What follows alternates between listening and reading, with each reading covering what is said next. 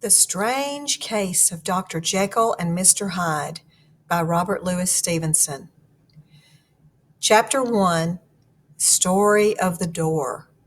Now take notice of the title of this chapter and ask yourself, what could be so special about a door? What maybe something happened around a door?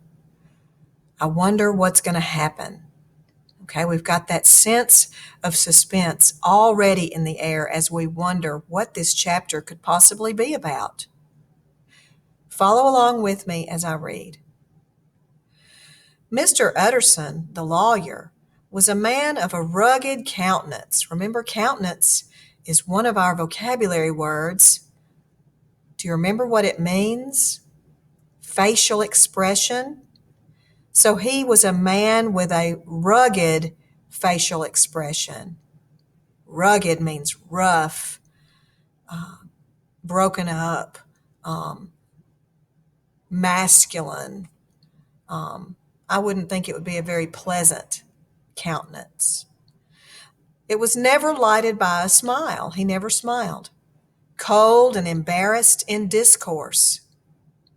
Discourse means personality. So he was kind of cold and he kind of acted embarrassed in his attitude or his personality. Yet somehow he was lovable. Okay, so he didn't really look, on the outside, he didn't look like a nice guy. Remember how we talked about in the anticipation guide where sometimes people can be one way on the outside and be different on the inside? Well, Mr. Utterson was not a very handsome man. He had a rugged countenance. But even though he looked kind of negative on the outside, he was very loving and friendly on the inside. He had a good heart. It was a nut to crack for many. A nut to crack means it was a mystery. It was hard to figure out the bond that united him to Mr. Richard Enfield, his distant kinsman. So what does it mean when you're kin to someone? It means you're related to them, right? So he was distantly related to him, meaning that they were probably second cousins or something like that. But many people couldn't figure out the bond that those two men shared because they were close friends, Mr. Enfield and Mr. Utterson. It was reported by those who encountered them in their Sunday walks that they said nothing and they looked singularly dull. So when they were out walking in public, people couldn't figure out why they would be friends because they didn't look happy to be walking together. They didn't talk. They looked kind of dull. So it was strange. People just noticed. It chanced on one of these rambles, one of their walks, that their way led down a by-street in a busy quarter of London. Remember, the story is set in the 1800s in London, okay, back in the old days. 2 doors from one corner, a sinister block of building thrust forward its gable on the street. It's talking about this house in a long building in the middle of this busy metropolis. It was 2 stories high. It showed no window, nothing but a blistered door on the lower story. Tramps slouched into the recess and struck matches on the panels. Okay, so it's describing this spooky place with a blistered door.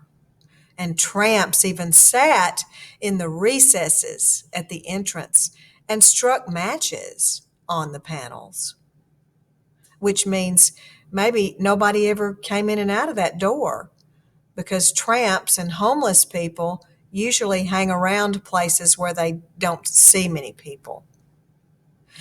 Mr. Enfield lifted up his cane and he pointed, because remember, he's out walking with Mr. Utterson, and he says, "Did you ever remark that door?"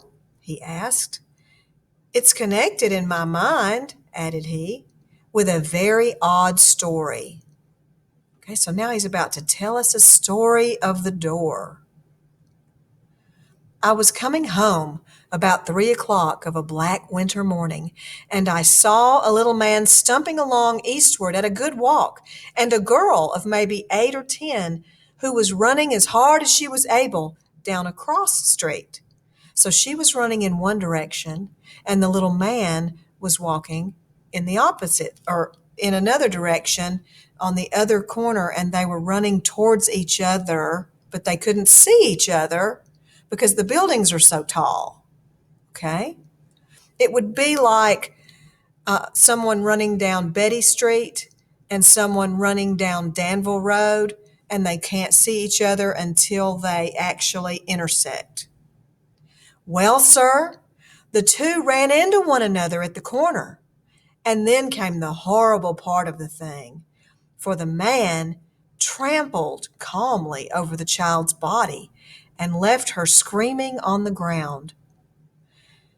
It sounds nothing to hear, but it was hellish to see. It wasn't like a man. It was like some damned juggernaut.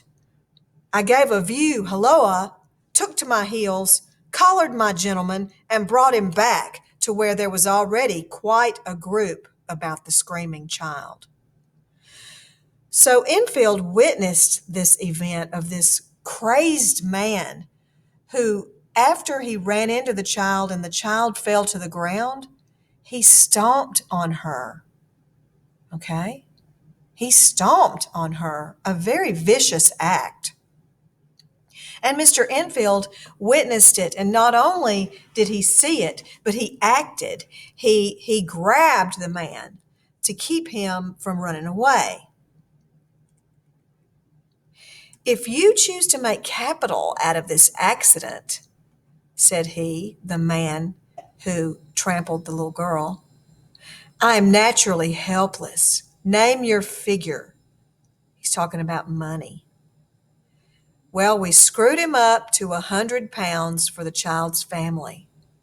So he was saying, if you're going to make a big deal out of this accident and go tell the authorities, I'm helpless.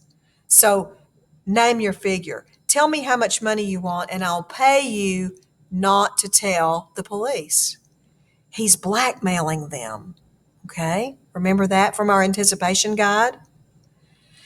The next thing was to get the money. And where do you think he carried us? To that place with the door. He whipped out a key. He went in and presently came back with £10 in gold and a check for the balance on Coutts. Coutts is a bank. So he actually had a key to that ratty door, that blistered door, and he went in and got the money from there and came back out with it. His name was Hyde, as in Mr. Hyde. He is not easy to describe. I never saw a man I so disliked, and yet I scarce know why. Let us make a bargain never to refer to this again.